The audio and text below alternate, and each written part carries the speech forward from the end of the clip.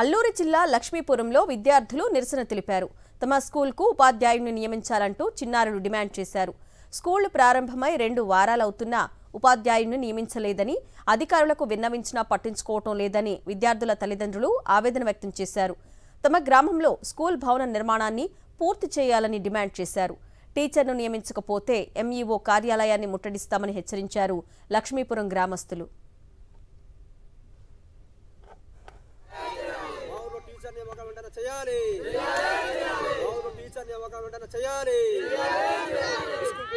నిర్మాణం పూర్తి చేయాలి.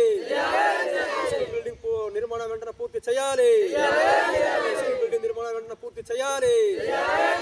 కర్లపొదరులో వెంటనే ఉపాధ్యాయుడి నియామకం చేయాలి. కర్లపొదరు పాఠశాలలో టీచర్ నియామకం చేయాలి. కర్లపొదరు పాఠశాల ఉపాధ్యాయుడి నియామకం చేయాలి. నడుస్తున్నా కూడా ఈ పాఠశాల ఉపాధ్యాయుడు బదిలీపై వేరే స్కూల్లో వెళ్లడంతో ఈ రోజు వరకు కూడా ఈ స్కూలు మూతబడి ఉంది.